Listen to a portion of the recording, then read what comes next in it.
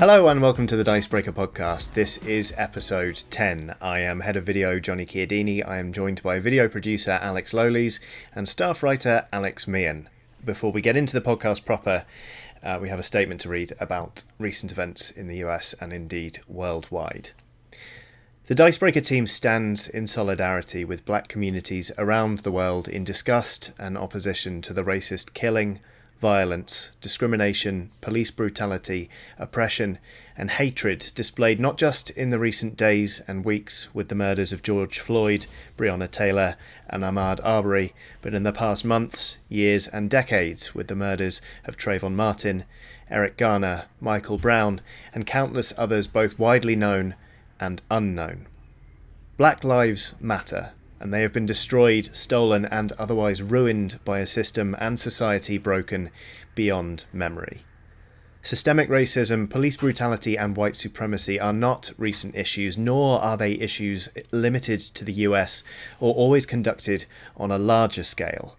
Racism and white privilege are present in conventions, at gaming tables, in the pages of a rulebook, in the wording of a sentence, in a glance across a game store. It is impossible and inappropriate to ignore or pretend otherwise. This is as true for our industry as any other. The tabletop industry is sadly not a diverse one. The overwhelming majority of designers, artists, publishers and other members of the industry are white and male. Box and card artwork features predominantly white characters. Even worse, black characters, cultures and communities are too often portrayed in the roles of offensive stereotypes, cultural appropriation or only notable by their total absence. Game themes and narratives consistently fail to engage with black stories and, at worst, perpetuate racist ideologies. But the industry is not solely to blame for individual failings. The Dicebreaker team is no exception to this. We can and we must do more to amplify, support and provide a platform to black creators and voices. There is always more that can be done. We can always do more and we can always do better. We will be working toward amplifying, highlighting and giving a platform to more black voices in the community and taking action not just over the coming days, but the months and years to come in order to help enact real, lasting change within our own walls.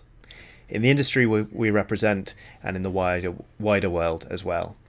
We expect to be held to account to this and we will ensure that these promises are proven to be more than just words. In the short term, we ask you if you are able to join us in donating to those charities, organisations, initiatives and local bail funds, including Black Lives Matter, Black Visions Collective, the George Floyd Memorial Fund, the Minnesota Freedom Fund, the Stephen Lawrence Foundation and many others, committed to anti-racism and helping to dismantle the poisonous elements of white supremacy, police brutality and racism in our shared society. If you cannot donate directly, please give your voice, solidarity and support to those who need it, not just now, but always. Seek out voices to amplify and help those silenced to speak. Educate yourself, take action and do better. We will be striving to do exactly that. Now, there's no easy way to pivot from a statement like that into a podcast about board games and the tabletop industry in general. Indeed, even talking about this kind of stuff feels quite frivolous at the moment, but all the same it is what we are here to do. So I think we should jump straight into what we have been playing at the moment. Lolies, I understand you've been playing quite a lot recently. Yeah, unlike usually when I'm on this podcast, I've been playing a whole bunch of games. So UK Games Expo was supposed to be happening the last weekend, and because it wasn't and I just moved house, which meant there was actually 3 of us to play games, I decided to host games every evening, so Friday, Saturday, Sunday. So I got a few games in. So some of my personal favourites like Marrakesh, which is forgot words. It's a game with rugs. It's nice. It's a game I often recommend to like people kind of starting out in the hobby or like, you know, families and stuff. It's quite nice. Quacks of Quedlinburg, which I often talk about. Yahtzee, a classic. I even played Ticket to Ride. What? You, Alex Lolies, sat down and played Ticket to Ride. Yeah, I refuse to believe it. I'm always dumping on Ticket to Ride, and I don't love it still, but I have the London edition, so it's a shorter, like, half an hour game, and it's a little bit better because it doesn't take as long. Also, I decided to get it out because I know other people enjoy it, and I'm quite happy just playing a game, you know. And if I know other people are going to like it, then it gives me even more joy. Such a martyr, Loli. I know. No, but it was quite good actually. I quite enjoyed that game. So you never know, I might come around yet. But yeah. And then I played 2 games, Jam Sumo, and you might even see them behind me. They're in brown boxes. Probably Jam not. You're quite Sumo blurry and a game right called now. Paris. Yeah, it's quite blurry. But they're by a British designer called Gavin Birnbaum, who makes these wooden games by hand, and so they're kind of like limited edition. They're usually involving dice and like a very square board, and like he numbers them and inscribes them and everything, and they're just lovely.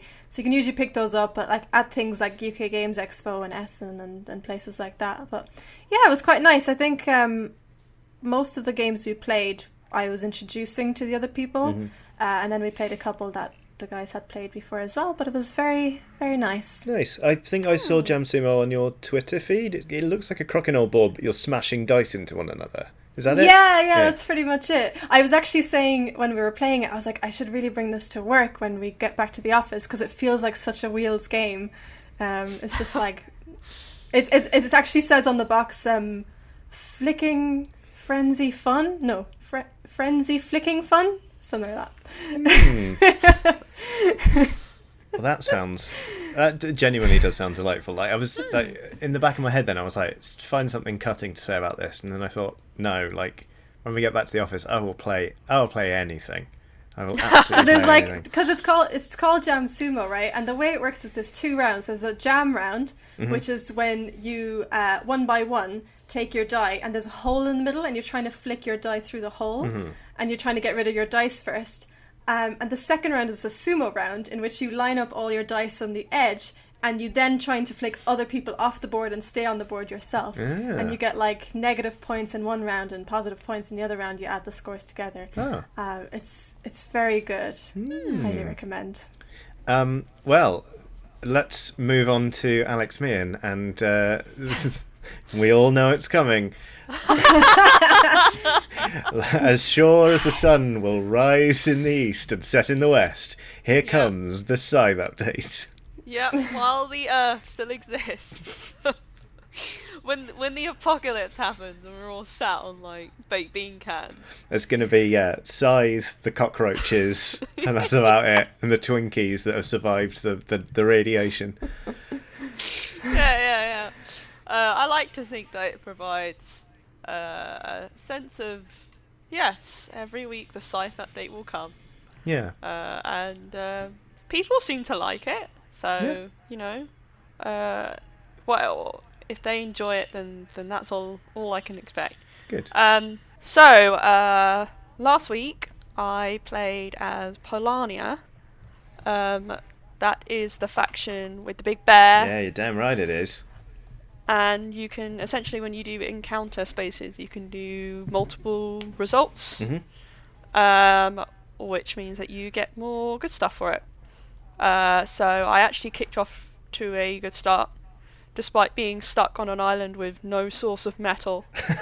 Not ideal, really. I think it's one of the hardest starting areas, to be honest with you, because you don't have any metal, and you've just got to sort of bimble around until you are ready to river walk. It's an uphill climb for poor Polania. Yeah, it's not ideal, but you know, we soldier on. So I basically just traded a lot, eventually got enough metal, because it didn't help that my board was incredibly expensive to make mechs as well. Oh no. And I didn't have any access to oil either, so I couldn't like lower the cost. So it was just a case of I just had to trade multiple times until eventually I got some metal. And I came quite close to winning until right at the end, the last turn, literally my friend stole my victory by occupying more space than I did. A true friend. Yeah, no. Always the bride's mech, never the bride. Yeah, they're a lovely person, but when it comes to Scythe, they don't hold back. It's No, indeed. I remember the first time I taught one of my very best friends how to play Scythe. It was one of those ones where it's like, we'll go easy on them because they'd never played before. And then he went, oh, I see how this works, and then started playing brutally. I was playing as Polania, actually, and he parked his hero figure just on the other side of the river. And I was like, but now I can't get there without fighting you. And it's screwed my whole game. He just hobbled me for the entire game. It was an absolute disaster. So yeah, Scythe, it tests friendships sometimes, I think it's fair to say. Yeah, it does. No, I've ended quite a few games just going, I hate you. I thought you were going to say I ended quite a few friendships. I mean, never say never. I mean, No. I'm going to play a game of Scythe with you, Meehan, soon, I hope. So we'll see whether we survive off the back of it. In the moment, I'm not like, I wouldn't say I'm a bad loser, I'm just upset for a little bit. You're an impassioned player. Yeah, and then I'll normally, as it happens, I'll say, oh, I can't stand you. But then like a few seconds after, as soon as we finish the game, I'll just go, that was fun, wasn't it? We'll do it again next week. Oh God. Oh no. Well, what else have you been playing? Okay. So confession time. Mm-hmm. I don't really know how to play Magic: The Gathering. I know it's very important. I know it's well loved. But I've just never really got around to it. And I've been working at trying to rectify that.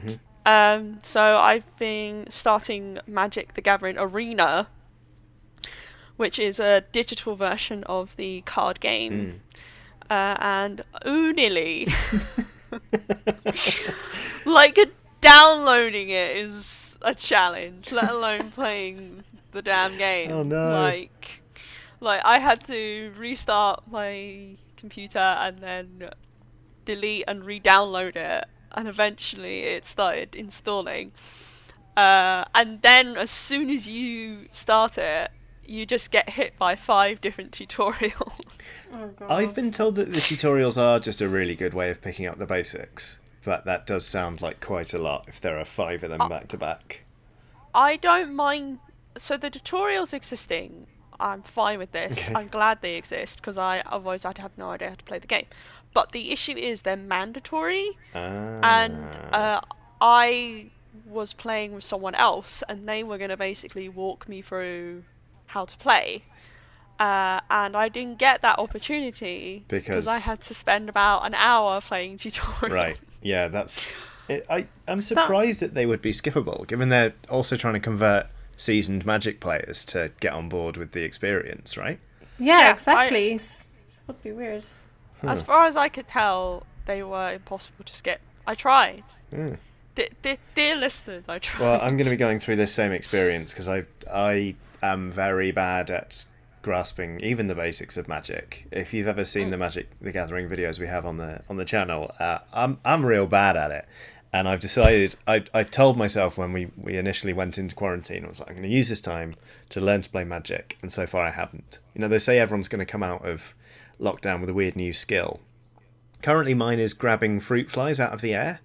I've got really good at that recently, but that's not a tabletop game. I can't make that professionally applicable. So there are a lot of fruit flies around. There really is. Yeah. They're not actually that fast though. You can get them. Oh yeah. Like an ordinary fly, I would not be able to do that. But the little fruit fly. Are you undermining Johnny's new skill? I didn't say it was an impressive skill. It's just like a recently acquired one, you know. Yeah. Just a quick note. On this recording I'm doing on the bar. Yeah. It's like so I'm recording on the second row down from the one I used. Yeah, that's fine. And I'm just keeping an eye on it because I'm worried that Mm-hmm.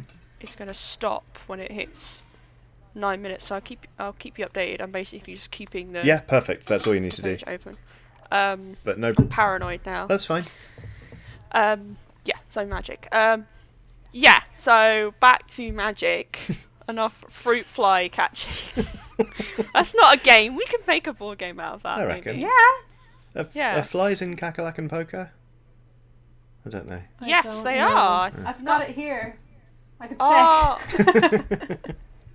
I know It's in French spiders though. are in Is that it. going to be different? No, it's just pictures. The French do not acknowledge flies. Yeah, so no, the tutorials are great because honestly, Magic is really interesting because it's a card game that's been around for what feels like eons, and in some ways it feels that way in terms of playing it. A lot of it is quite esoteric, where you're like, this is a very interesting way of gaining mana. So you gain mana by playing different planes, Mm-hmm. so like locations, and the different locations match to different colours, which, I can grasp that. But then you can combine different colours in different decks. So you can have either a deck of one colour or multiple. I think it's just up to 2 different colours. And cards will basically require you to have mana of a certain colour and then any other kind of mana. Yeah. But like, just figuring that out, like, I've never encountered a system like that before. It's a very distinctive like structure of card synergy, isn't it? Magic. Like, I mean, you can. The thing is, I hadn't played Magic for years and years and years, but I played other CCGs, and when I played Magic, I was like, oh, I know how to play this by inference.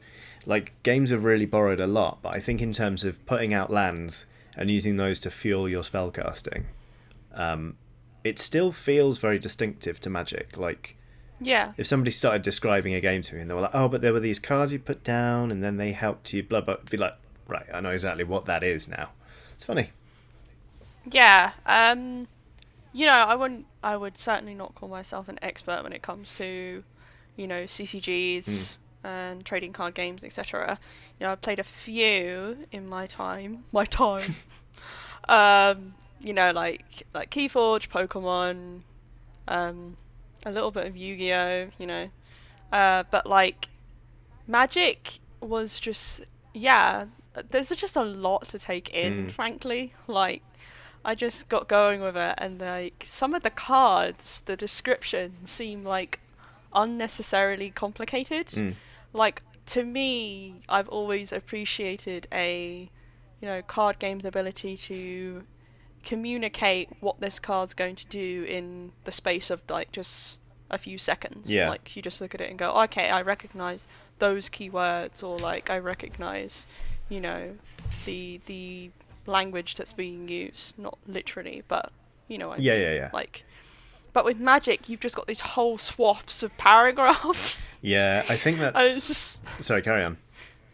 it's just very overwhelming. Like, it just, obviously there's some mechanics that I don't know, having just picked it up, but at the same time it's kind of like, is this necessary? Like, I think it's the hallmark of any card game that's been around for a while, because they have to keep introducing new stuff and the mechanics are often more involved, so they simply have to use more text to explain them.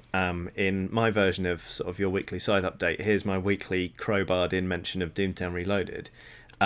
Some of the cards in that now are hilarious. Like, it's like almost 150 words on a card or something, and you're just like, okay, if the dude boots but has fewer bullets and more influence than the number of sidekicks in the opposing posse, and blah blah blah, it's like it just, these things, it's like power creep. It's just the complexity trickles up in these games, and so yeah, if you're coming into something like MTG at this stage, you're gonna read things and be like,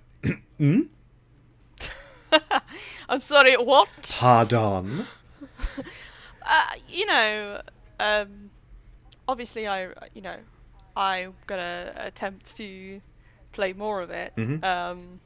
It's just I don't think arena helps. Like, I wish there were more tools to help you build decks. Yeah. Like, there are decks that you do kind of start with, although they appear to be locked off. And I'm just like, I just want to make, a deck out of the cards I've got here. I know, again, there are resources for that online. Wink, wink, Dicebreaker.com. But I kind of think, I kind of wish that Arena had a bit more. Maybe if I played the base game, I would feel a bit more at home there. Yeah. But, we'll see. I'll give it another go. Yeah. I tell you what, when we go back to the office, you teach me how to play Magic the Gathering, and I will present you with the body of every fruit fly I kill from now until then. I'll have like... Are you going to keep them in a little pot? Yeah, it's going to be one of those big tubs on wheels that you sort of roll in and out of a wardrobe. Yeah, mate, I told you, I'm getting really good at it. Fruit flies. Yeah, well, 'tis the season. Right, is there anything else you've been playing this week? I would say that's about it, yeah. All right, well, I almost certainly have won the prize of fewest tabletop games played in the past week because I've not been playing many. To be honest with you, I secretly bought it online during last week's podcast recording because Matt spoke so glowingly about Railroad Inc. I was like, I've got to get me one of these roll and writes and really get in on them. I'm going to give this a go. So I bought Railroad Inc. I had a choice of colours, and it offered me Spanish blue, which sounded very exotic. And then I got it and realised I'd ordered it in Spanish and in blue. So now I have a Spanish language version of Railroad Inc. I know I can just print off the rules in English, but I haven't done that yet because the printer's out of ink. Yeah. What ink kind is very of colour expensive. Printer ink. It is, yeah. Yeah. Don't start that again. That's before. a throwback. Oh no. What kind of colour did you think Spanish blue would be, Johnny? Like just a nice sort of like hazy, almost like a pastel-y colour. I was thinking, even though I know that the tiles in Azul are like meant to be Portuguese, I was just like, like a pastel-y, like nice textured blue, not just like, your royal blue, like, I just thought blue, but more Spanish. And instead I got a game that is definitely blue and is definitely Spanish. Yeah. It's just not Spanish blue. No. Thankfully, Railroad Inc. is not a very language-heavy game. It's mostly... you just need it for the rules, thankfully. Yeah. Well, otherwise that would be quite frustrating. I've mostly translated the blurb on the back of the box with what remains of my AS level Spanish. So, Well, my flatmate knows a bit of Spanish. So maybe if you send it along... Yeah. Then they'll be able to translate it for you and send you back. All right, yeah. A translated copy. In exchange for a jiffy bag full of dead fruit flies.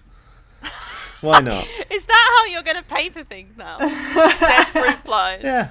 I mean, I imagine you going up to a shop and being like, do you accept fruit flies? It worked for Christopher Robin buying the bunny in Winnie the Pooh. It's like, I want this bunny for not very much money and I promise I'll love it. Like, jog on, Christopher Robin. Anyway, what else have I been playing? I've been playing pen and paper role-playing games, as ever. Played some D&D, played some Shadowrun, which was nice. Even though our campaign's concluded, we sort of did an epilogue one, where we had a weird Wacky Racers style adventure around Seattle trying to win a race. What character out of Wacky Racers do you think you'd be, John? Oh, I mean, it's either Dick Dastardly or Muttley, isn't it? I feel like Wheels is more Muttley than me. So I'm probably Dick Dastardly, let's face it. Yeah, Wheels is your Muttley. Yeah, and we just... I'm we'll catch that pigeon, spooky... mate. A what? We'll catch that pigeon one day. Yeah, I think I'm the spooky one. There was like that spooky house car. Yeah. And then I think there was like someone living in the house or something. I would definitely be that one. Lolies is like a foul-mouthed version of Penelope Pitstop, I think. But Penelope, you can actually very easily change that name to make it foul mouth. I'm not going to say it, obviously, because we don't swear on this channel, but you know what I'm talking about. Yeah, we never do that. Penelope? No, Penelope and then the second surname. Oh, okay. I'm gonna move this along. Johnny, what happened in your Shadowrun campaign? Well, I mean, we had some good times. We won the race. We won quite a bit of money and got 2 of the characters out of debt with a nasty loan shark called Mr. Ocus. But also, we had this extra sort of element of excitement, knowing that the GM might have to dash at any moment if his wife went into labour, because they basically would, on the verge of having a babby. Said babby has arrived, so congratulations to Sarah and to Luke. Sarah, sorry, not Sarah. And yeah, they've got a lovely daughter. I have suggested that her Shadowrun name be Echo Jr., after my character, who's objectively the best one. But I thought you were going to say I recommend her name be Fruit Fly. Nah, not for a babby. That sends the wrong message about how friendly my intentions are toward this child. Anyway, how about some news? First up, I believe all of these stories were authored by one Alex Meehan this week. Well, I don't like to toot my own horn, but when it comes to news, I'm there. Well, let's start. I'm in the chopper. I'm in the sunshine chopper. Right, the headline of this particular story is Masters of the Universe board game will let you wield the power of Grayskull. Meehan, what's this about? What's the power of Grayskull? Johnny, you're supposed to go read it. What? For those of our audience members who might be jogging or operating heavy machinery and can't take their eyes away to read a story right now, would you mind summarising it for us, please, Alex Meehan? Yeah, I will provide it in audio form. Of course, we always, invite you to go on the site and read our news. But yes, as for Grayskull, I think it's more like a spiritual thing, from what I understand. Not being an expert of He-Man, although I do know various He-Man villains for reasons. I don't know whether they're going to be in the game. I don't know whether you're going to see Man-at-Arms or Beast-Man. I would like them to be, though, because, they're a good laugh. Yeah. So Masters of the Universe board game. It's being published by Come On, as you might say. And it seems to be, again, the press release was interesting. I think it's based on the toy line more than the show. Okay. Because apparently the toy line was first. Yes. Much like Transformers. News to me. The 80s was full of toy lines that were created, and then they went to producers and they were like, Street Sharks. well, exactly, yeah. Did you ever watch Street Sharks? Of course I did. Yeah. Yes. I don't think this is a Street Sharks crossover though. No. Unfortunately. But no, I don't actually know a huge amount about how it plays, what you do in it, what characters are in it. I guess we'll find that stuff out later on. Yeah. But it is based on the He-Man cartoon toy line universe. So presumably Skeletor's going to be there. Oh, I mean, people will be very upset if he isn't, I imagine. It's a given. And there will be miniatures. There will be miniatures there. That makes a lot of sense for a property like this. If it's based on, a cartoon people loved watching while they manipulated the action figures, they'd be silly if they were just cardboard counters or standees, And everything's miniatures these days. Come on. And something that amused me about the press release, that there was I can't remember exactly what it said, but there was a bit where it's you're passing on He-Man to the next generation. like a piece of oral history. Or a genetic condition. No, like He-Man is an ancient, customer. We're finally passing it down to the next generation Like Beowulf. of this game. Yeah. The Skald comes up and tells the story of He-Man. What? And I was just sat there, visions in my head of like, You boob. your boob. But yeah, I guess we'll find out more about how it actually plays. Yeah. But And obviously, I noticed with interest that Simon has previous form in adapting cartoon classics, including Scooby-Doo and Wacky Races. We've come full circle. I know. All roads lead to Wacky Races. Yeah, they've done a few cartoon properties in the past. Yes. They're doing some in the future. They're doing the Scooby-Doo.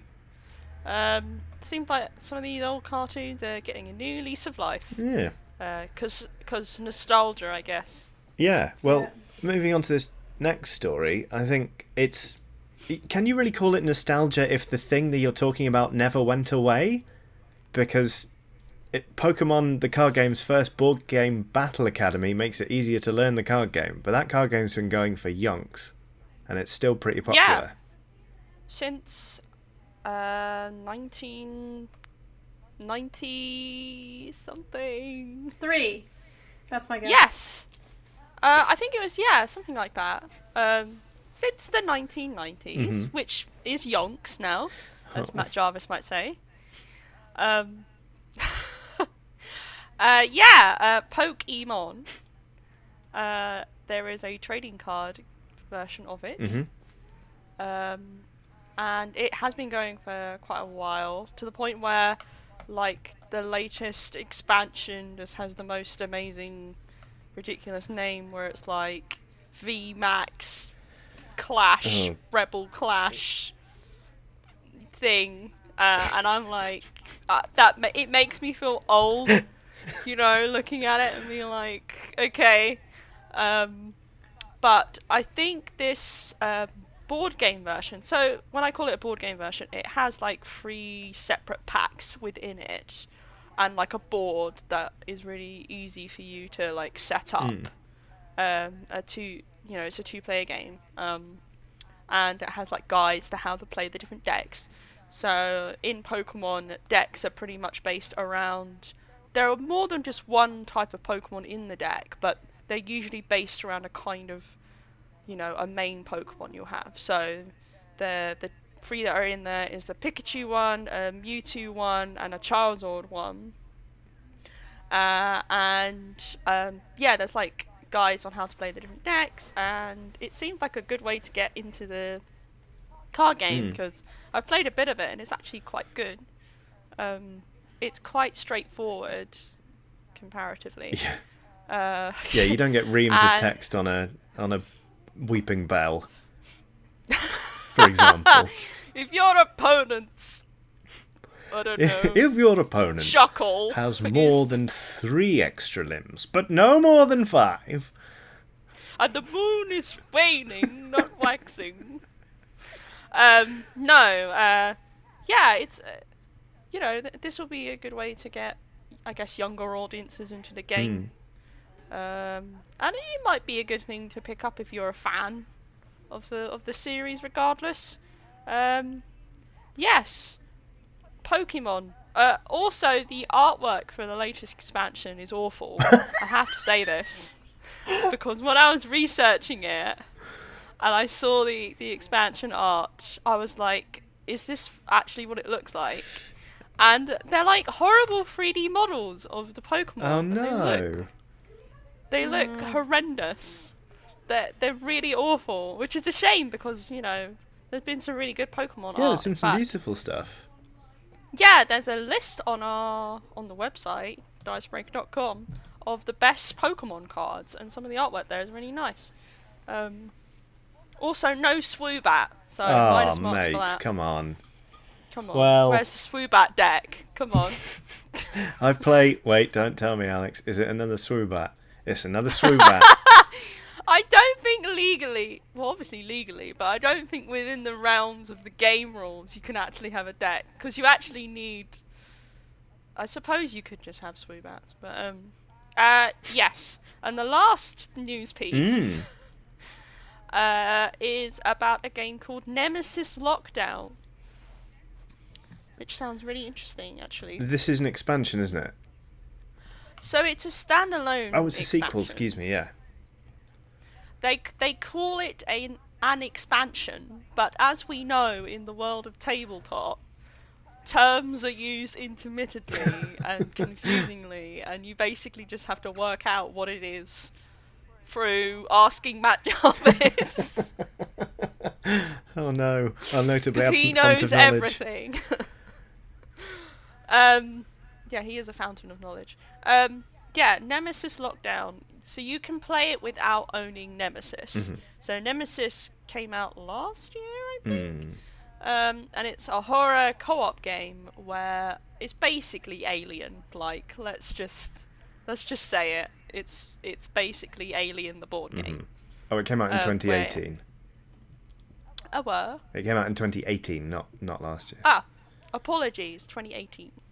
Time is meaningless. I mean, 2018 feels like it was 400 years ago, so we'll let you off. Yeah.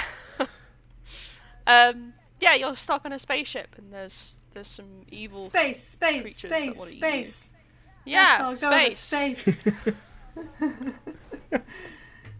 Sorry, that was my input. I have no Keep idea going. what that was referencing. That was not a reference. I just want to go to space. I love space. Lowe's is just a I big mean, fan of space. You wouldn't want to go to space if these creatures were living there, because they're not nice and they will eat you. Presumably that's what they want to do. I'm not 100% sure You on the can't lore presume. of Nemesis, You but can't presume these things. You need to give them benefit of the doubt. you go up to it and go, look, I know we've gone off on the wrong foot, but let's just level out now. I mean, I'm looking at some of the miniatures that are on offer in Nemesis Lockdown, and none of them look friendly. Unfortunately, Like, no. Yeah, it is. Yeah. I was thinking that when I was writing the article. But presumably it's been in the works for a while, and they're just like, well, we've got the rights for it. Yeah, So. and it's not out till next year when, hopefully this will all seem like a terrible dream. a terrible, terrible, horrible, horrible nightmare. Yeah. welcome back to the podcast, so everyone. in Lockdown, it's a semi-co-op game. In Nemesis Lockdown. Yep. So unlike normal Nemesis, there are opportunities for you to, let's say, not be a nice person to your fellow player, and save you.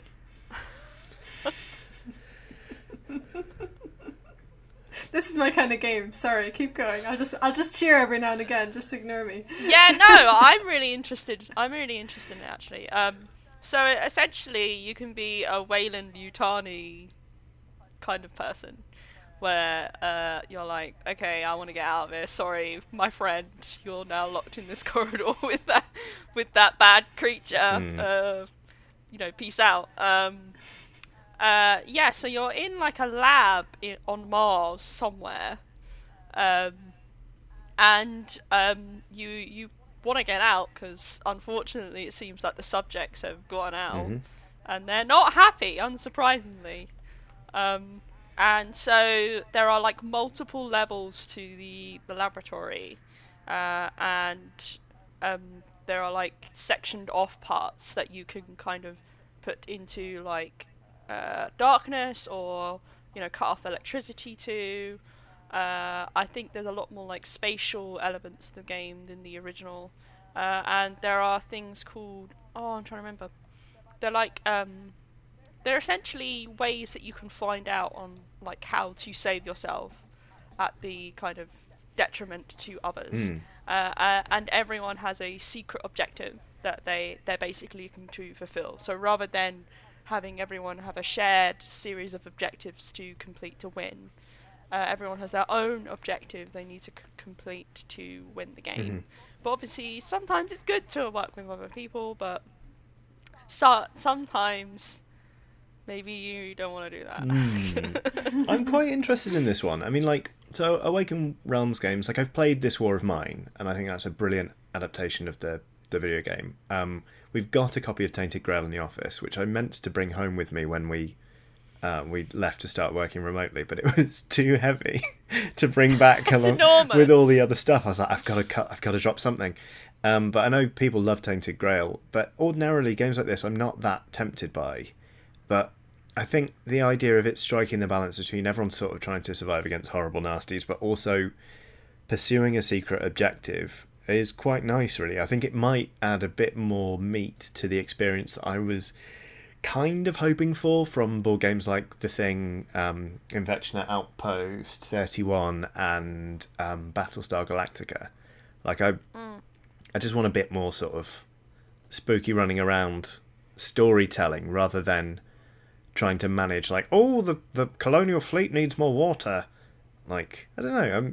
It's not a cheap game. It's like I think it's £95 to get a copy of it on Kickstarter.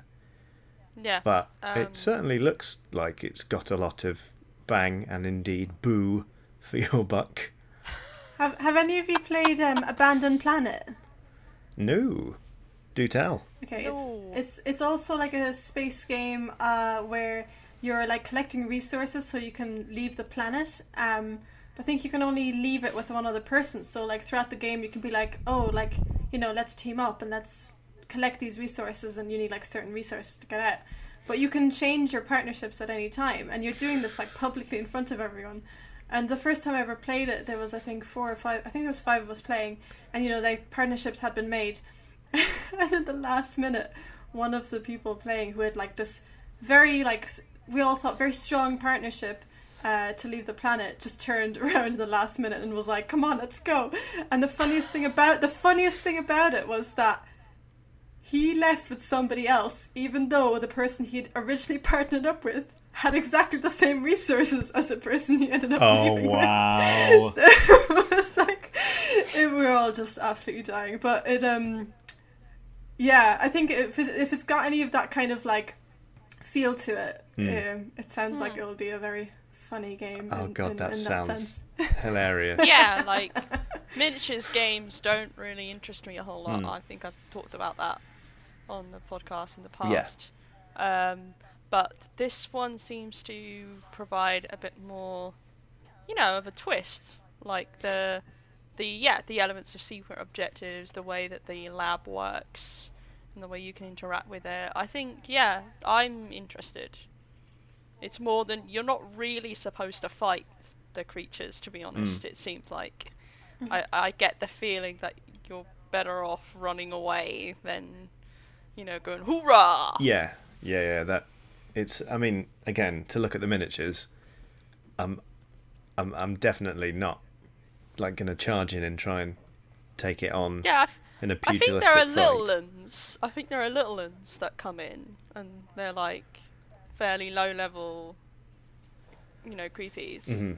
But I think the big un maybe take on the little un, but the big un probably not a good idea. Just leave them be, or put somebody else in their path. It's like, you know. Yeah, they can have a munch on that for a bit. You don't have to outrun the lion. You just have to outrun the nearest person to you. Yes.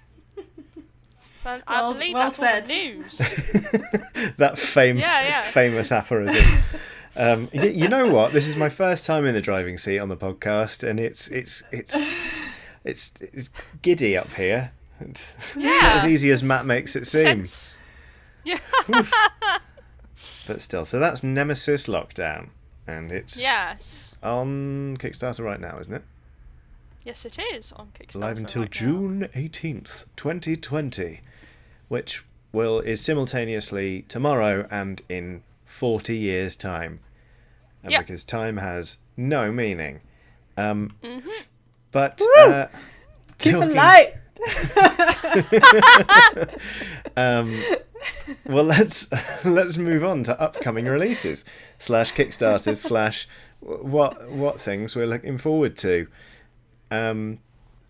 This is... Hang on, what's next? Did you write this one as well, Meehan? I'll give you a clue. Yes.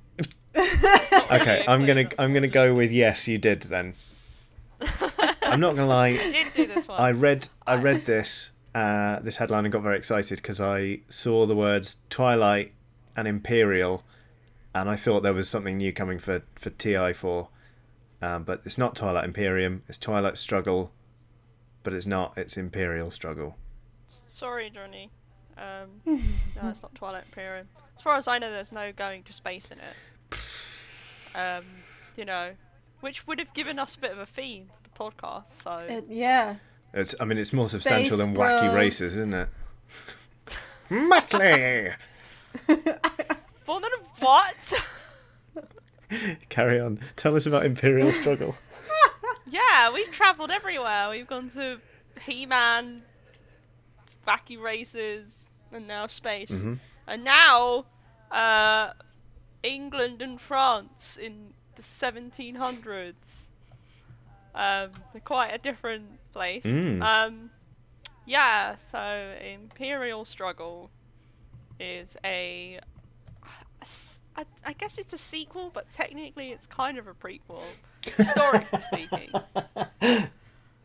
to Twilight Struggle, which is a game about the Cold War, that people seem to like it. I've not played it, but it's, just one person plays the Soviet Union, another person plays the US, and there's lots of intrigue and, like, you know, skullduggery going on, and it's like an alternate like history sort of thing. So Imperial Struggle is basically that, but I believe it's like 1700s, most of the 1700s, when England and France were at perpetual war pretty much constantly, because they were both posturing and being awful, and seeing how awful they could be, you basically play as one of those nations, and you know, you can decide what happened in history and such. I do believe I studied that period of history at some point, but a lot of it's just gone down the toilet, it seems. Yeah. Nice. Well, I mean, that's certainly a game that's coming up. Yeah, it's coming up. I mean, I don't know a huge amount about the series beyond, you know, there's Twilight Struggle, there's the short version of Twilight Struggle, Red Sea, Horn of Africa, like a very long-winded name. It's interesting. Like I've never actually taken the plunge on Twilight Struggle. I think we've definitely got a copy in the office, and a couple of my friends own it. But it's one of those ones where it just seems so intensely adversarial, and so intensely strategic. Like I can see that Imperial Struggle, it's meant to be low complexity in terms of the gameplay, but just like so much strategy that you can just sit poring over it for ages and ages and ages. It's the kind of game that I think would make me very nervous to play against somebody else and would probably give me a headache. But at the same time, I think it's perfect for people who are into that level of strategy, and it describes itself as being more accessible, although how much it will be accessible I don't know. But like the publisher, you know, they've published some interesting and, you know, independent stuff. Good for them. I've noticed from your story here, it says once the fighting ends, players will be able to exchange treaties, taking back territories they might have lost during battles, and work on building their nations at home as well as abroad. That kind of stuff, immediately I'm interested, because I bloody love a game where you can just talk waff about treaties and just... Oh yeah, so essentially conflict will happen, and eventually you can end it by offering a treaty. But in that treaty, depending on like where you are in the current conflict, you can essentially take back whatever areas you've lost during the conflict with the treaty. So you can basically undo all the work that the other person might have done during the conflict. So yeah, all right. I mean, I really hope you can bring in real world stuff. Be like, all right, I will give you back Marseille, however you have to fetch me a cup of tea. Not that I'm saying Marseille is insignificant enough to trade for a cup of tea, but yeah, no, I get you. I just think real world I'm bargaining sure is a nice gameplay mechanic. Yeah, I'm sure you could role play it a bit. Yeah. Right. Well, shall we move on to Kickstarters? We've sort of only really got one lined up to talk about this week, but Or Me is very exciting because Alice is Missing has not only launched on Kickstarter but absolutely smashed its target. Alice is Missing is an RPG from Spencer Stark, who of course made Icarus, which is Wheels is his favourite tabletop game of last year. He absolutely bloody loves that RPG, and I think basically he was so excited about it that Spencer Stark invited him to play a preview game of Alice is Missing, which is an RPG that you play in complete silence. You using mechanics and cards to make characters in a very similar way to Icarus. If you have played it, you become a person who is important in some way to the titular Alice, who is, wait for it, missing. And then you all jump into a game together, either on a messaging client, basically. So that could be, iMessage or WhatsApp or Facebook Messenger or MSN Messenger, if there was any justice left in the world. And you have a conversation in real time about where Alice is, and you try and unravel the mystery. And there are sorts of things like, as the 90-minute timer ticks down, there are cards with new bits of information that get revealed by certain players, and it plays out to one of a number of sort of predetermined outcomes. But I think the role-playing bit and the real collaborative element is in how you decide. How you decide to flesh out the details of Alice's life and the relationships and sort of the twists and turns and everything. It sounds absolutely fascinating, and it's one of those games where you just think, that's such a good idea. Why haven't we already started doing that? It reminds me of a long time ago. I was perpetually single, and my housemate at the time came in and threw a magazine at me that had a piece about silent dating, which was like speed dating, but you could only exchange notes. And he said, you should go to this. It's twee like you. You'll like this. Which was one of the most excruciating things anyone had ever said about me. But now it's an RPG. It sounds bloody great. So, yeah. Yeah. I'd love to do it with written notes. How nice would that be? What, the speed dating? No, the RPG. Oh. Yeah, no, me too. If I were rich, I'd get loads of pigeons, and I'd play an RPG or a game of diplomacy or something by pigeon post. It'd be amazing. I've got loads of pigeons around my house. Surely they would. I don't think they know cooperate. where I live. But Cooperate. I could train them. I'll watch a couple of YouTube videos. Is that what you're going to do in lockdown, Lolies? Yeah, that's going to be my skill. I mean, they fly into my house, so, I'll definitely be able to just train one while it's in here anyway, hanging out. Oh, perfect. I mean, I'm looking around like it's going to be here, but it's not. It's clearly not here. Knowing you'll probably train them to, deliver messages, but then, I don't know, poo on the person and they deliver it to or something. Yeah, it's not a good look, is it? But at any rate, I just think this game is super, super interesting. It kind of it comes with a bunch of different cards, like locations, clues, suspects, drive, sort of motivation cards, really. Searching cards and little prompts. There's a debrief card, or a series of them sort of talks about the game, because you're encouraged afterwards to sort of decompress and break character and talk about everything you felt and experienced. So this is a game, it's on Kickstarter. At the time of recording, they have smashed the £7,945 goal, raising over £30,000. So you can either get it in a physical edition or a digital. And interestingly, one of the stretch goals they've smashed is that there's now going to be an app. So you'll be able to just boot up the app. And I think it might even be a messaging client, I seem to see on Spencer's Twitter this morning. So it seems like basically it's going to be a super well supported game in terms of whether you want to play it in the same room with music on or play it remotely as Wheels did, because obviously everyone's playing things remotely at the moment. Again, this is one of those games where it's like, that's so brilliant. Why has no one thought of this before? I think it's a bloody treat, and I'm very excited to play it, even though it sounds incredibly intense. Yeah. I love, whenever new ways of storytelling are this isn't like, it's not like we've not seen anything like this before, but the combination of elements is just really fascinating. Yeah. And I think people should try role-playing in the written word. I think, people could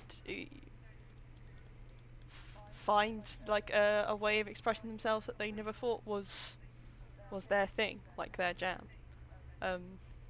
So yeah, this sounds really interesting. Yeah.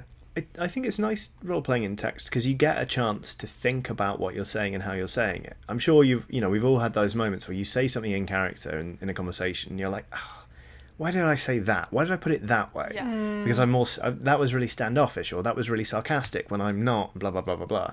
I find like role-playing in the written word, you can really craft and draft your character, and it's really rewarding. Like, again, I've been banging on about diplomacy for what feels like forever, but the best part of it is just, creating a character and deciding to play it properly.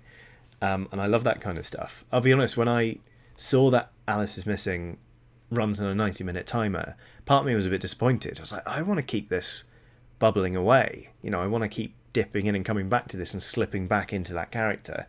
But I think from what Wheels' preview sort of, seems to intimate is that, with that 90 minutes, you are properly in there, and it is very involving and immersive. And you're even encouraged to change people's names on your phone, so they show up as their character names, which I think is just absolutely brilliant. So I think it probably, in sacrificing game time, it really amps up the level of emotional investment, which for something like this, when someone's missing, is really, really potent.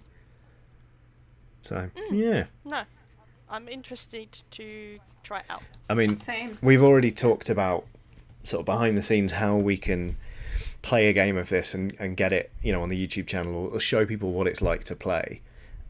We can probably do it by just capturing screens and playing on, say WhatsApp, but using the web client.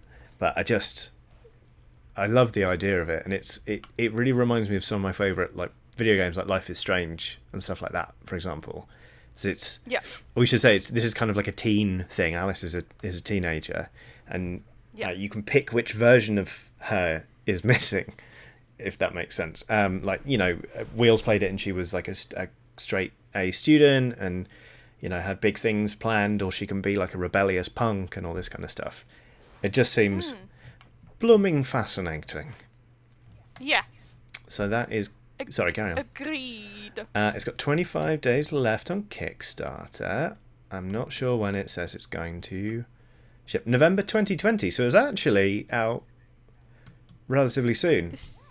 Later this year. Yeah, kind of used to seeing... That's very soon. Oh my lord. Yeah, kind of used to seeing Kickstarters that are like, it will be a full year. So, we can, once the weather's all cold, we can maybe do it in a really Twin Peaks style. Just like, it's cold outside and someone's missing. I'll start talking backwards, yeah? The perfect Christmas game. And then I'll hug a log. Oh my, I mean, if you're not the log lady, who is? Come on. And I mean that with the greatest respect. Greatest respect. No, I would only take it in that fashion. Good. I don't know who I'd be, and at this point I'm afraid to ask which Twin Peaks cast member I'd be. So yeah, should we move on to some emails from our lovely listeners? Yeah, some emails, tweets, various other things.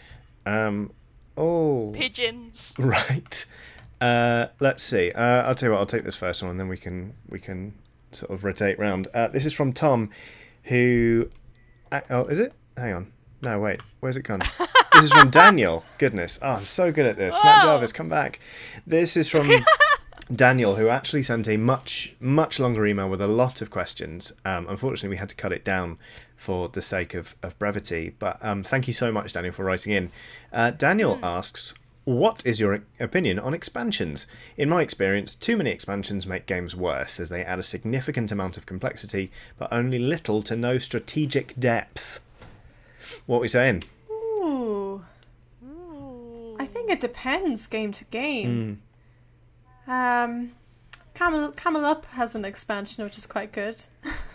I played it once many years ago and I don't remember much about it except that there's like some kind of photography thing involved in it, but I remember enjoying it. That's all I have to say about that. Absolutely stunning. I'm imagining the front of the box. I remember enjoying it. Says Alex. Yeah, it's been a while. That was the first one that came into my head. I think you're right though on it being a game by game thing, because craning my neck to look at all the board games nearest me. I think my favourite ones add a whole bunch of elements that you can choose to stick in or not, like the Sheriff of Nottingham expansion, the Merry Men expansion, which now is included as standard in the second edition of Sheriff of Nottingham, which you can buy if you like great games with horrible new art. It's vile. I'm never giving up my original copy.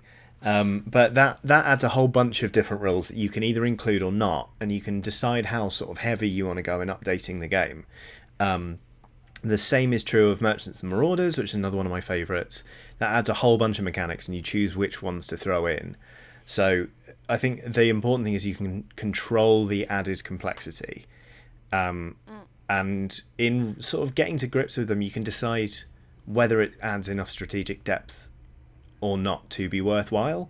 Like Dominion, Dominion is a game with approximately 400,000 expansions, but it being a card game, that adds a lot of different strategic sort of depth, and they're pretty easy to grasp, because they're cards. They're meant to be just read and understood.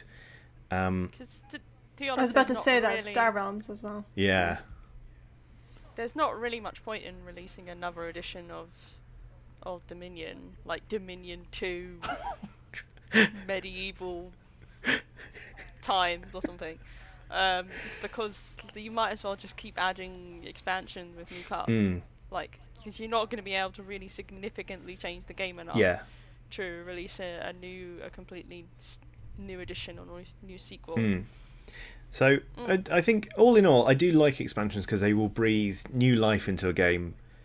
You like, because to be honest, if you've played a game to death already, it's because you like it a lot. So if it can, give you a chunk of time back again, even at the expense of having to learn a bunch of new stuff, I think it's worth it. Like, my friends and I play a lot of Root, and the Riverfolk expansion. Is it the Riverfolk expansion? I think it is, but adds in otters and a weird lizard cult. And we've played with them a few times, but it's taken us right back to that time in Root where you're playing and you know how your faction works, but you look at someone else across the table and you're like, I don't know what they're doing or why. And it's put the mystery back into it, especially now the new ones turned up with the moles and the under thingy. Yeah, and that's a whole new board as well, and there are ravens, like a sort of a conspiracy of crows. Yeah, generally speaking, expansions, good. Not all expansions so good. No. I've had it for nearly 2 years now, but I've still got a shrink-wrapped copy of Scythe Rise of Fenris, which is the rinse and repeat legacy campaign. And I want to play it. I just do. But my copy of Scythe is in the office, and I can't leave my house. So, yeah. Oh well. I'll train my pigeons up, and I can train my pigeon to go get it from the office and bring it to you. You're going to need an albatross. That pigeon better be buff. Yeah. There's so many of them. I'll get a team of pigeons together. My copy of Scythe has the 'Cause metal that's- coins in it, mate. That's the plural of pigeons, right? A team of pigeons. That's right. Yep. It's gonna be like James and the Giant Peach. It's just James and the really heavy Euro game. They'll be fine. Honestly, the pigeons around here are really fat, so you'll be fine. Okay. They'll I be don't know if fine. the fatness is. Maybe I'm assuming like... they work out, is what I'm saying. Oh yeah, almost certainly. Right. Yeah. Could we? Tell you what, Lolies, do you want to give us this question from Simon, who hails from Ealing? Yes, just put my glasses on. Simon from Ealing says, "Hi guys, every time I buy a new board game and start punching out the tiles and tokens, I always have to smooth the edges with my fingers, particularly where the bits that fluff up when they are removed. Do you have any idiosyncrasies when opening up a new board game that you focus on doing first or must always do? Best, Simon from Ealing." I mean, if you don't smell a board game the minute you open it for the first time, I don't know what's wrong with you. Like, genuinely, like, pull up the lid, flip it, have a good honk on the lid of it. Yeah. I've got a new board game which I haven't opened. Should I open it live on the podcast? And give it a smell? Sure, why not? This will be an exciting new segment. Do that, Lolis. Okay. I think it harks back to me playing video games as a kid when they had video game manuals. You'd sniff the manual. Of course you would. So I always sniff a new board game. The crew doesn't smell that great. It's not that exciting. Does it not? No. Do you want some gotta have ASMR though? Oh no. It's got to have that musky cardboard smell. Lolis. Yeah. Well, while we're waiting to hear what notes Lolies is getting from the crew Clash of Planet 9, how about you, Meehan? I do love popping out the little bits. Like, what game was I playing the other day where it was like really satisfying? You know, yeah, when you get like a big old sheet of cardboard and you have to really like whack in that finger and they fly out. Oh yeah, I love that. Patchwork is quite fun with that, actually. I literally just got Patchwork and I opened it and I was doing all the popping. Yeah. Patchwork's a good one for the popping. You gotta have a game where you have a good popping. I don't like the popping because I'm too worried about it. Because sometimes the edge tears and it takes a little bit off the counter. Just gotta pop it right. I know. I mean, I'm working on it, but it still makes me a little bit nervous. I quite like it when other people do it. What are we saying? Oh, what does the gosh, crew that's Quest for Planet 9 smell like? I remember it not smelling great. Oh. No, it doesn't smell fantastic, not gonna lie. Wow, you're getting a lot of those sniffy The noises. cards smell a bit chemically, I think, in my copy. Yeah, it does. Yeah. I think that's what I'm getting. Hints of hints of I mean, I did warn you. Yeah. Apparently Only a space smells couple of like poppers bacon. also. Yeah. Apparently when astronauts come in from a spacewalk, their suits smell like metallic in a way that smells like cooking bacon. So, And I got my crew in German, apparently. oh, good thing you can actually speak German. Yeah, weird. Anyway. What's gonna happen next? I'm gonna order a copy of, I don't know, Scythe, and it's gonna be in Russian or something. Yeah. Yeah. entirely Russian I'm gonna be Scythe. like, oh no! It's going to be dropped off by a team of... What's the national bird of Russia? I don't know. Pigeons. Pigeons. Yeah, sure. Pigeons, yeah. Lolies, do you team have of any... pigeons. Russian pigeon. Do you have any idiosyncrasies about opening up a new board game? I do love popping things. I mean, yeah, it kind of depends. Like popping things. I just love taking the plastic off. That's like, there's a sense of enjoyment in that, of knowing that no one has touched the game. Well, I'm sure somebody's touched it, but it feels like nobody's touched it before. Yeah. And then you could touch it. I also really love games that have like smooth faces, or like have bumps or something. Like if you can put your hand across the front of a board game and it's got like different textures. Oh boy, I love that. Yeah, that's But fair. that's just something else. Just board game things. Yeah. Just board game things. Just horse things. Just popping things. Oh dear. All right, let's move on to this next one. Can you read the question from Tom, Meehan? I can. So Tom asks, the Kickstarter for Alice is Missing went live this week. Yes, it did. Are there any other games you come across that has done something which has made you ask, how has nobody thought of this before? Oh, there definitely is. Yeah. I'm just trying to think now. That is a good question from Tom. Indeed. I'm pretty sure I've said it in a video before when we maybe done it today. We played or something, but I cannot think. Oh, that's so annoying. I'm racking my head trying to think of something. Probably like, again, I know it's probably becoming a running joke that I talk about this game so much. But probably like, no. Oh, okay. Probably Betrayal. Like, you gotta realize that when I play Betrayal, it's like one of the first games I ever really played, like beyond just your classic family rubbish. But like, when I first, that was when I was first introduced to a game with like a traitor mechanic, and I was like, wow, this is a thing. Like, because I'd only recently, understood co-op games. Like, then to have that element of but someone can be working against you, I was like, this is incredible. Like, this is game changing. But obviously now, like, that's a, it's a dime a dozen thing. But yeah, probably that. I think that's fair. I think for me, it probably, not to bring Root up again, but Root, when I played that and then just sort of realised that every faction plays completely differently and has different win conditions. Well, I mean, it's points, but the path to victory is different for every single faction, but they're all playing from the same deck. I just thought this is great. Like, I'd come across, asymmetrical games before, but Root really hammered it home for me. I was like, why don't we have more games where you've got factions that are just totally different in their form and their, like the fact that you start one faction controlling all of the spaces on the board but one, and one faction that doesn't have any figures on the board whatsoever, and then another faction that only has one miniature at all times, and yet it's balanced. That's every time I play it still feels special to me. I'm like, this is just, my goodness. And talking of later games, Fort. I think when we played Fort, we did say out loud, why has nobody thought to do this, when we realised the two currencies were toys and pizza. Those are your two resources in the game. We were like, why has nobody thought of that before? Yeah, the two things that kids only ever care about. Toys and pizza.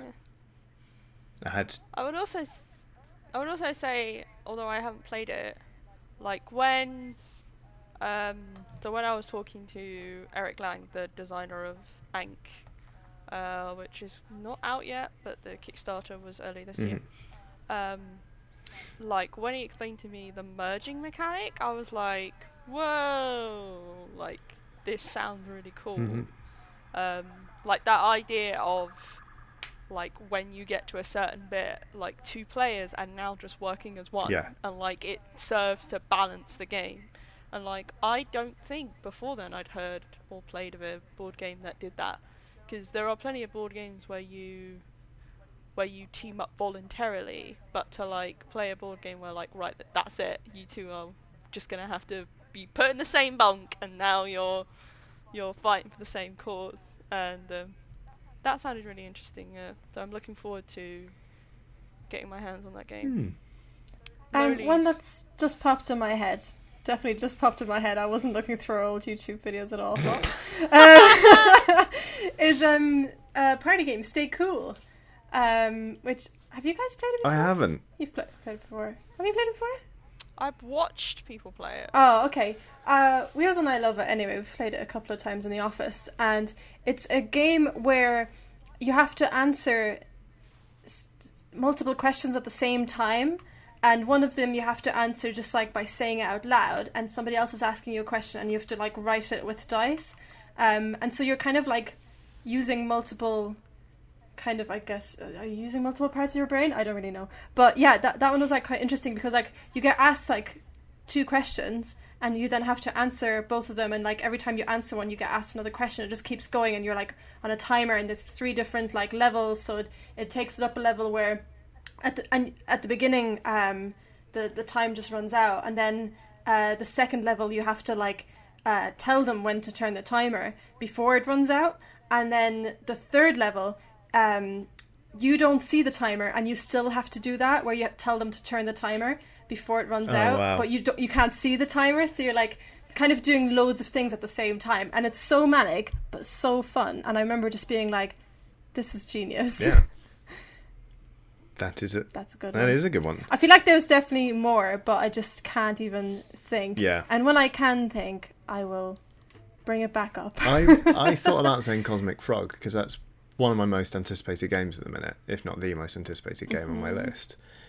And then I was like, well, what does it do differently to other games? I'm like, not much. It's just... Yeah. I guess I can't believe nobody's made a game about massive frogs eating planets before. Yeah. Exactly. I mean, why hasn't that been covered yet? I don't know, is the answer. I just don't know. Let's take one more question before we wrap up this podcast. This is by Brian McNiff, asking, what's a game you've wanted to play for a while but just haven't gotten round to? Whether it's because it's hard to find, can't get the right group together, or you just haven't found the time. I feel like there's loads. Of course, I can't think of a single one right now. But I think there's a lot of, like, for me, I guess more classic games that I would like to play and haven't played yet, mostly because when I kind of started playing board games, a lot of the people I was playing with had been into the hobby for a good while before I got into it. Yeah. And they were kind of done with those games. And since then, like, I mean, I've got a few different people I play board games with, but it kind of varies, like, from groups who mostly just play, like, very light games and are not really interested in kind of, like, more heavy games to, you know, I don't know. We don't meet up often enough, I guess, to be playing games that people have played, like, loads before. So, I mean, I'd love to play Scythe, and I don't really have much of an excuse because I could definitely just hop on and join Alex Meehan at some point, and I should do that. Here. Come join us, Lolies. I basically have it on like this favourite, like quick launch. I need to send you my Like- my Scythe playlist. It's got some solid bangers on there. You It's should. a lot of the Russian Red Army not- Choir. Not that, like, the fabulous faction music isn't amazing, but after you played as, you know, when you play it as often as I do, Yeah, it starts to you grate. kind of get a bit sick Yeah. of it. Yeah, but no. I've never played games Risk. to play. Let's think. What comes to mind? I mean, my friends have talked about playing Samurai before, which, no, not Samurai. Shogun. I believe it's Shogun. Okay. I think it's an area control game, but they've talked about playing it before, and I think it's mostly just the fact that they've had exciting adventures with it and I've not. Right. And it's like the whole Scythe thing where it's like, you know, it's also just about like the stories that you can tell about, you know, having played it and what happened. Like they've told stories about playing Shogun, and I'm like, I'm not part of this, and I want to be. Yeah, I know what you mean. It's when, again, kind of, I think my route in with board games was, like Lolies, it was a lot of people talking about amazing adventures they'd had and, you know, games they were already done with. So, I think, it feels like all three of us are kind of coming from the same perspective, where it's like you hear all these games being talked about and then it's actually hard to play them. For me, I mean, I've already talked about Rise of Fenris because I just want to play that, but probably for me it's more of a game I want to play again, because I've played Robinson Crusoe once and I had a great time, but we were playing it a bit wrong and it was also about 5 years ago now, and I just want to crack back into it and just really just go on a tear with it, because I think it's a great game for just coming up with really strange little stories about things that happen. You know, like I remember in our game, like we got attacked by a gorilla and we were like, oh god, we killed the gorilla, and then we immediately had to go kill a tapir. And I think you're just murdering your way through the jungle. Canonically we decided that we'd just power bombed a gorilla through a tapir. So that was exciting. But I just remember having a really nice time. Tapirs, from what I understand, are fairly. I think we needed docile. to hunt the tapir. The tapir didn't attack us, so yeah, that was our bad. Sorry, tapirs. But I'm imagining the tapir just going at you. yeah, absolutely livid tapirs, just all over the place. That's probably that. Oh, I've never played Star Realms, and I ought to. Yeah. I've never played it. either. So. Never played it. I've watched two friends play Star Realms, but I was playing Warcry at the time, so I was pushing little plastic men around on a table, and they were just zapping each other with space cards. I'm more shocked at my own lack of that I didn't realize this before, and I thought you knew. I didn't rectify this. It's No, okay. it's not your mission in your life to make as many people play Star Realms as possible. No. Well, yeah, it is just so I can play it all the time and people will play with I do me. feel this sense of satisfaction bordering on pride that you have now started playing so much Scythe, Meehan. That's a kettle going off in the background, if anyone's wondering what that shrieking noise is. It'll stop. It's a very visceral, not visceral. It stopped. Yeah. But yeah, Scythe, I'm almost proud. Like I had any part in it whatsoever. Well, no, because if for anyone who didn't read the opinion piece I wrote on it, like pretty much the whole catalyst of me even playing digital Scythe was that we were going to play Scythe using your physical copy, and then everything went down the toilet. Yeah.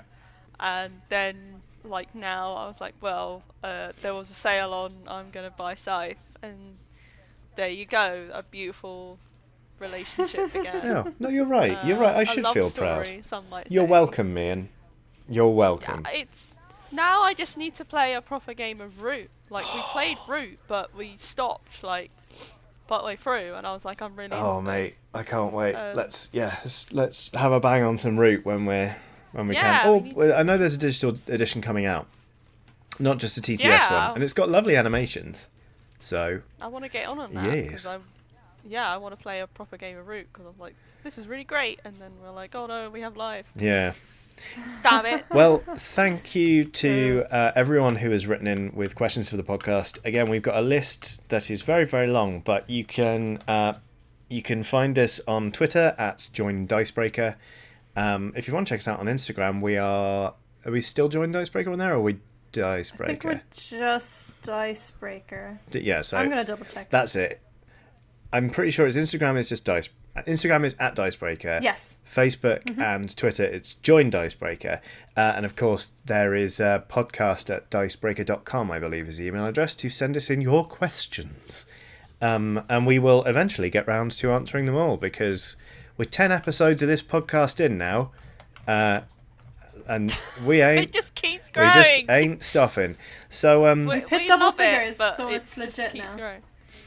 exactly. You know what we've not done is the what's coming up on the website and the YouTube channel thing. How silly. We'll start, as is tradition, with me going blank on what's coming up in video. Our Deadlands campaign is ongoing. There are the time this airs, there will be just 2 episodes left. The next one is one of my favourites, because turns out Charles P. McGinty's nefarious deeds are catching up with him. And then what else is coming up? We will have. Sorry, that premieres at 3 o'clock. Yes. On 3 p.m. Yep. BST, Saturday the Tomorrow. 6th of June, 2020. Yeah, we will have done a live stream of Rallyman GT, which is actually a game that we've had. Matt Wheels and I have had a go at, which I should have mentioned in my games that I've played this week, and it seems really fun, and I can't wait for us to play that. So we'll have like already Flam done Rouge, that by but the you time you roll listen dice. to this. Yeah, so go check that out. It's much easier to tell people what we've already done, to be honest with you. We've continued our playthrough of Gloomhaven, the Steam version of that, because you know what, that's a game I've wanted to get around to playing for a long, long time. And now we're playing it on Steam. I'm having a great time, but it's just making me want to pick up a copy and grab a bunch of friends and convince them to play Gloomhaven with me a lot. So yeah, there's that's sort of what we've got going on the channel. How about the website, Alex Meehan? Oh no. I'll be very straight with you. I am not hugely privy to the schedule of what's coming out. So Are you not? Undoubtedly there'll be some wonderful pieces from our freelance community going on the old site. There'll always be news every day. And I have a feature in the works for next week. If you're looking for recommendations for Dungeons and Dragons board games, Oh, hello. It might actually already be out, if not next week. Yes, just go to Dicebreaker.com. Like, stuff will be there. Yeah. Look on our social media. Indeed. I really fancy a game of Lords of Waterdeep now, to be honest. That's a game I've not played in a long time. That's a game I haven't played in a long time. A long time. Right, well, in that case, I think we can bring episode 10 to a close. Thank you very much, Alex's, Lolies and Meehan, for joining me as I pretended to be Matt Jarvis. You're a fine job. Oh, I didn't say the words "and whatnot" once, so I don't think I did a brilliant impression. Or yonks. Yonks, yeah. You also didn't talk about trains, did you? You did I talk did. about Talked about railroading. Okay. I mean, I wasn't not Okay. going to talk about trains. You didn't do the song though. Didn't do the song. Trains. Anyway, that's all from us. Thank you so much for listening. Everybody stay safe out there. We will catch you on this very podcast next week. But until then, have yourself a lovely day. Goodbye.